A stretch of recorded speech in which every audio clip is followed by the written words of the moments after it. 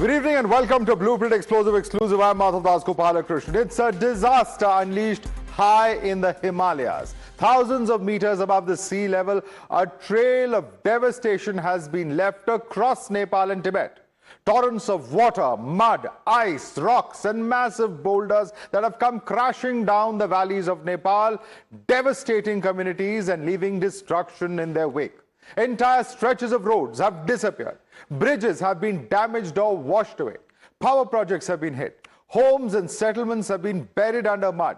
Hundreds remain missing on both sides of Nepal as well as China's border. The numbers themselves are staggering and changing by the hour.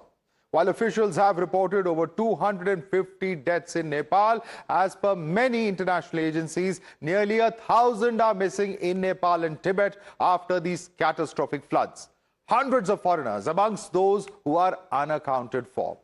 But what led to this catastrophe? Let's try and reconstruct the chain of events as per analysis of scientists and experts, because what happened in Nepal does not appear to have been an ordinary monsoon flood caused merely by rain.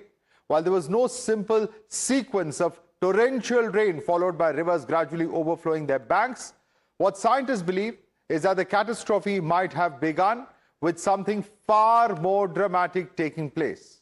What's believed to have happened is that a massive chunk of ice, and if you can quickly bring that graphic up on the big screen here, a massive chunk of Himalayan ice appears to have detached at an altitude of around 5,200 meters. So up high in those glacial peaks where glacial lakes are formed, somewhere this particular chunk of ice, so over 2,000 feet wide, is reported to have fallen from a height of about 17,000 feet. It then plunged more than 1,200 meters, almost 4,000 feet deep into a valley.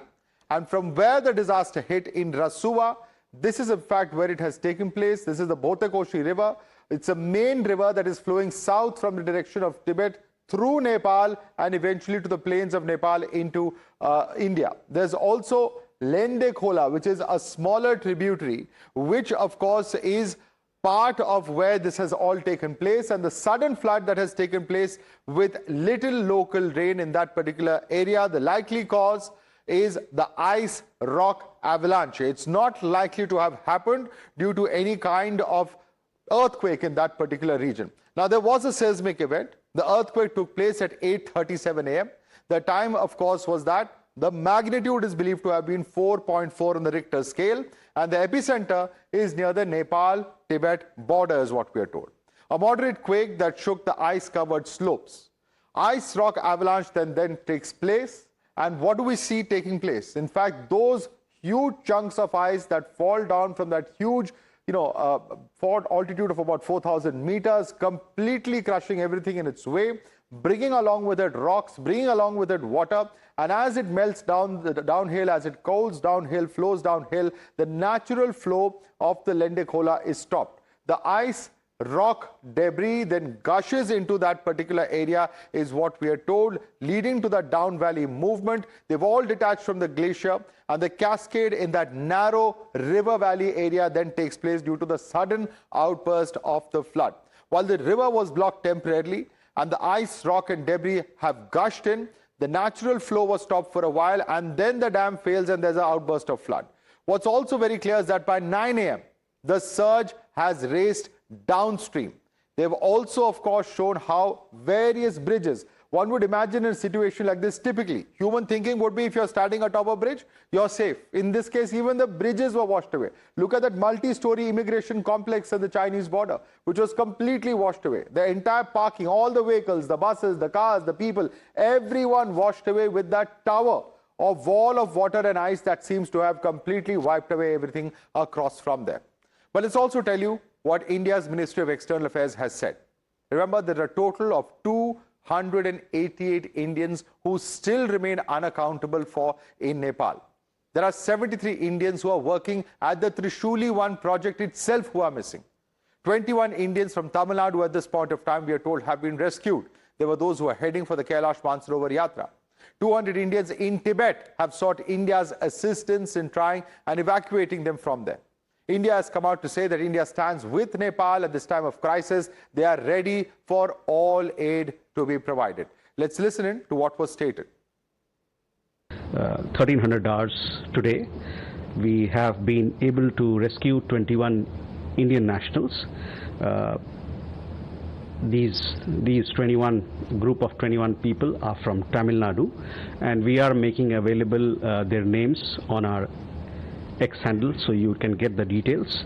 Our embassy, our ambassador has spoken to people in the group and have assured all possible help. They are coming to Kathmandu, hopefully, and then arrangements will be made for their travel back home.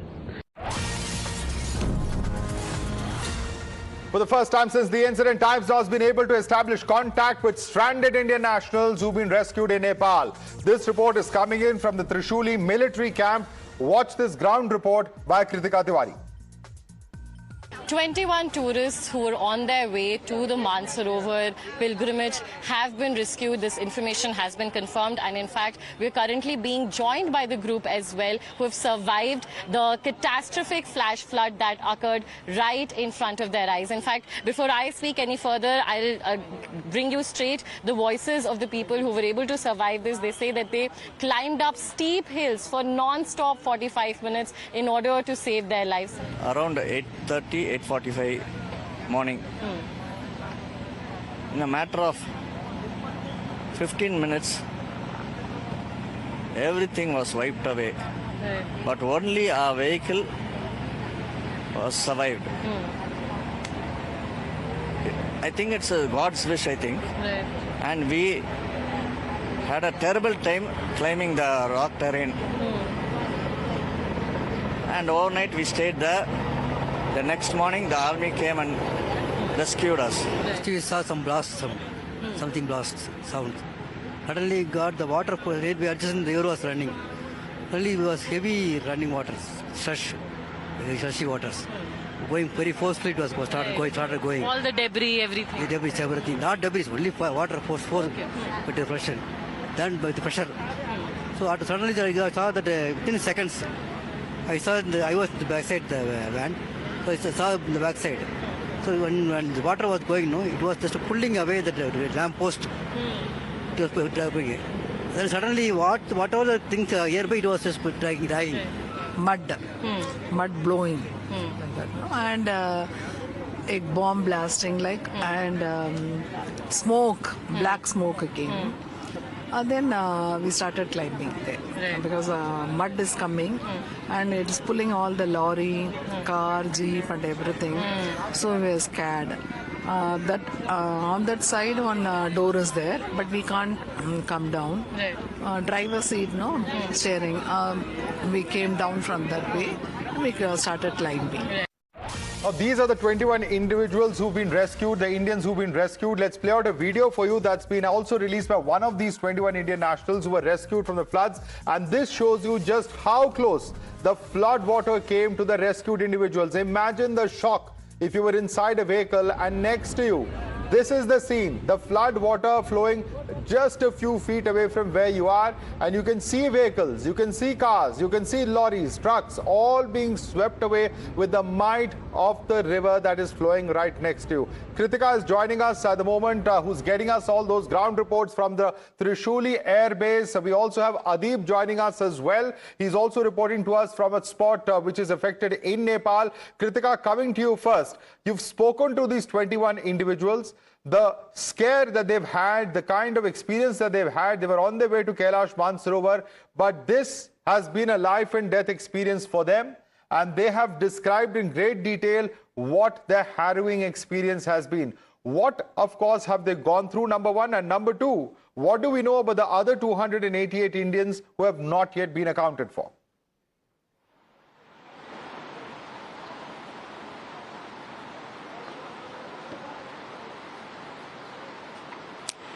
Right, Madhav. Absolutely harrowing details were shared by the group of 21 pilgrims with us at the Trishuli military camp. Currently, also, we've just ventured a little ahead and come to the Trishuli market area, where yesterday we had seen that catastrophic flood, in fact, take over this entire market space. I'd like to show you visuals about how just doors are left. We can only see support pillars and doors attached to them. The entire buildings, the markets, the office spaces, all of them have now been engulfed by the flood that rushed over here. On your screens is also the Agricultural Development Bank, which of course is in tethers right now. You can also see the scale of the volume of the sludge as well that came down along with the floods. The ATM building, just even till 7 feet height, it is already at such an elevated spot, but till about 7 feet height of it is all the sludge debris that we can currently see. The river, the Trishuli river, continues to flow as well. A grim reminder of, in fact, what all went on yesterday. We can also see how electric poles have been toppled over all along the side. And Madhav, I'm also being joined by one eyewitness. Sanjay ji, आप बताइए, कल आप किधर थे जब यहाँ पर बाढ़ आई? आपने कहा था कि आपको कुछ अंदेशा हुआ था. कैसे अंदेशा हुआ था? आ रहे थे कि उसे रोड कटने के बाद में 15 मिनट पहले हम लोग गुजर गए थे. उसके बाद में यहाँ पर पानी का आवाज आया कि लोग बोलने लगा कि आप मैसेज भी आया था हम लोगों का 10:15 में तो लैंडस्लाइड आ रहा है जी. और माइकिंग भी हो रहा था. हाँ. यहाँ पर आप बताइए, परसों तक क्या क्या देखने को यहाँ मिल रहा था? यहाँ पर अभी जैसे ये सब सिर्फ फ्लैट हो गया है, इसमें सिर्फ मलबा दिख रहा है मुझे. ये तो पूरा बाजार था, यहाँ चहल पहल बहुत है, आदमी बहुत आते थे जाते थे, खाने के लिए होटल भी, खाने की मार्केट, होटल, सब कुछ था यहाँ. कुछ था. पेट्रोल पंप था, यहाँ पर 2 पोल थे, एक वो आगे पुल था, एक नीचा पुल था. उसके बाद बहुत बड़ा अच्छा मार्केट था. इस पास 2 ब्रिज भी थे आपके? दो ब्रिज था वहाँ पर. दोनों ब्रिज अभी बह गए, वो उड़ा दिया. यहाँ पर कुछ भी बाकी नहीं है अब बाकी तो कुछ भी नहीं है यहाँ पर बाकी रह गया. जो लोग यहाँ रहते थे वो अभी कहाँ पर शेल्टर ले रहे हैं? वो किधर गए हैं? बहुत पानी में ले गया इसको, बहुत आदमी का पता ही नहीं कितना लोग ले गए यहाँ से. जो बाकी है ऊपर जा करके बाजार में आर्मी बैरक में भी है और गवर्नमेंट कैंप में भी है वो लोग.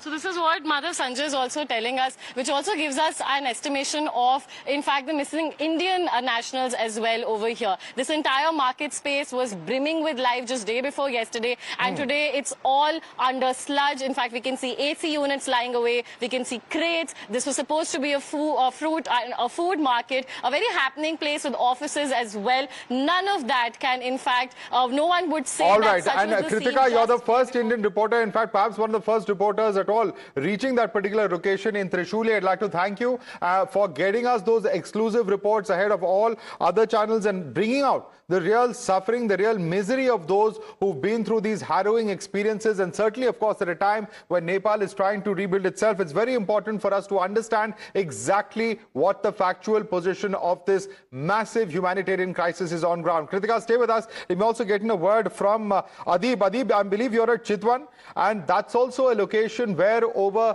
64 mortal remains bodies have been found by the administration there. What's the situation there in Chitwan? What's the kind of damage that we've seen to life and property there? Adib.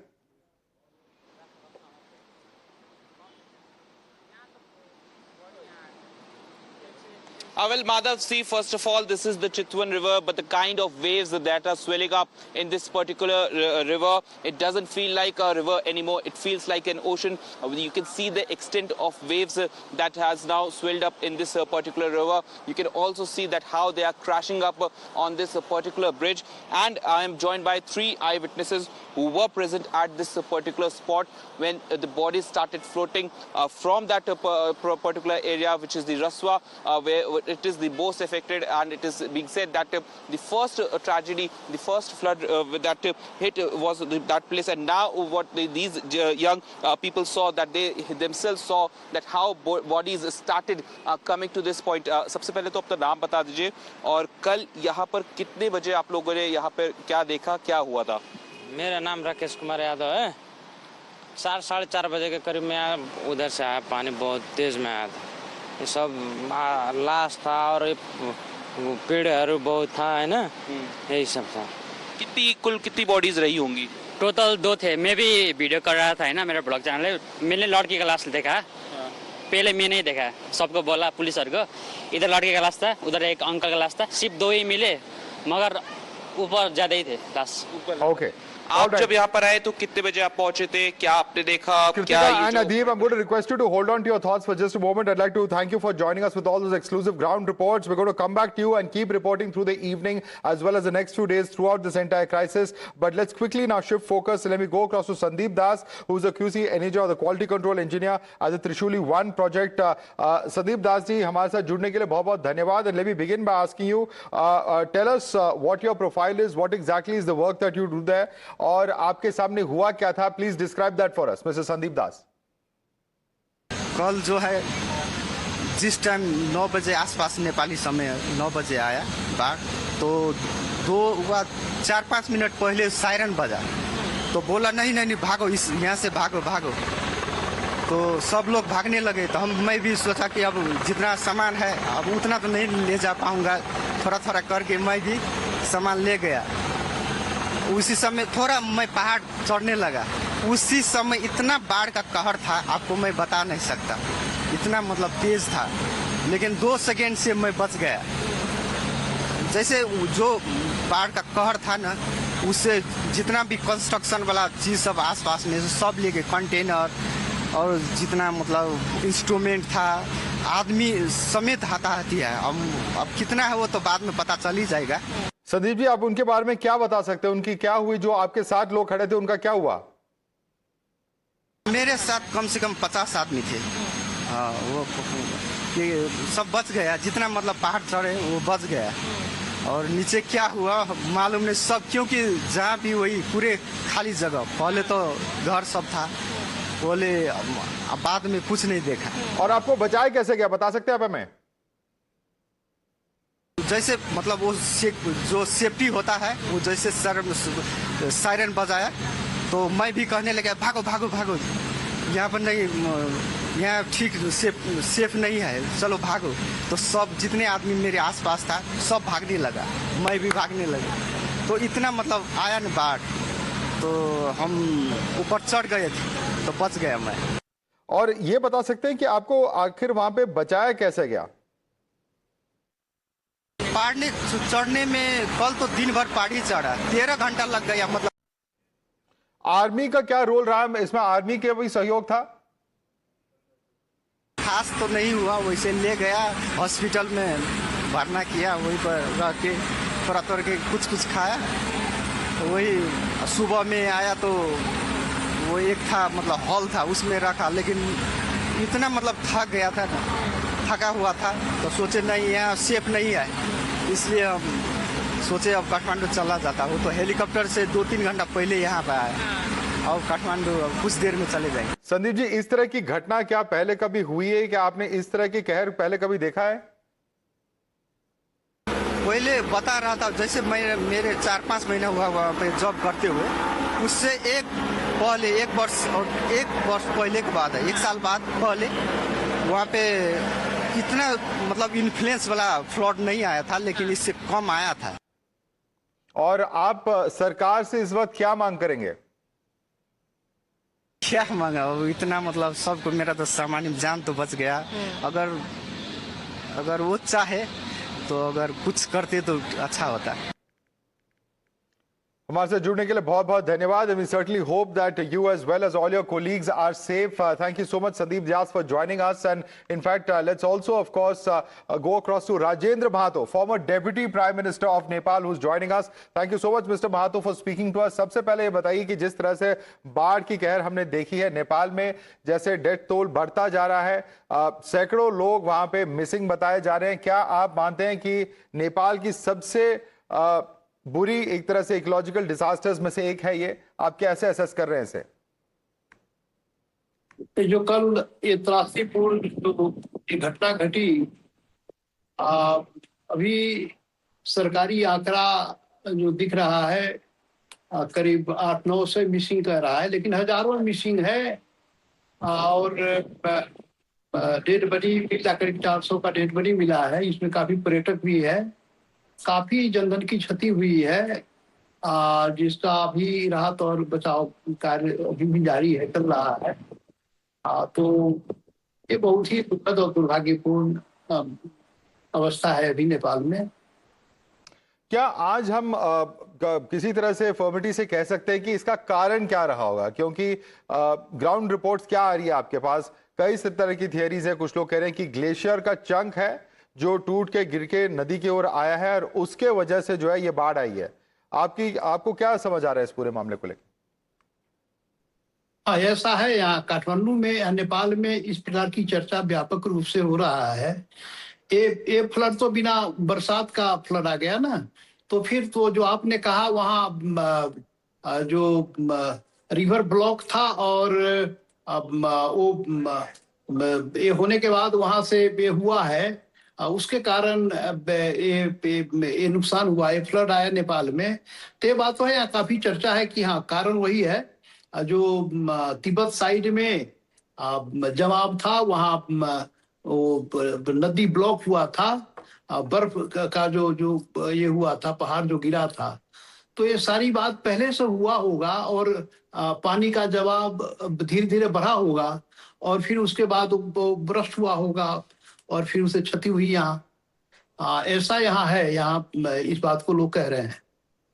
आपकी जानकारी में क्या कुछ इंडिकेशन था कि स्थिति ऐसे हो सकती है? कुछ वार्निंग दी गई थी? क्योंकि ये भी बताया जा रहा है कि 40 मिनट के अंदर सब कुछ पूरा हो गया था। क्या कहीं पे ये एडमिनिस्ट्रेटिव फेलियर है? क्या कि ऐसा माना जाए कि कम्युनिकेशन करने के लिए बहुत कम समय था? कैसे देखते हैं आप इसे?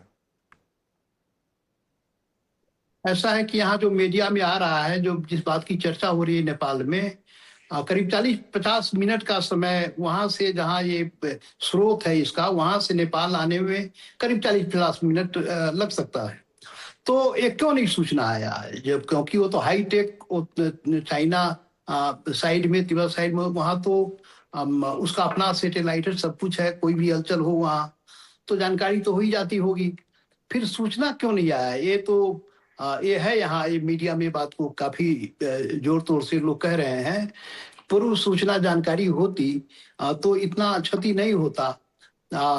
ये यहाँ व्यापक रूप से इस बात की चर्चा है।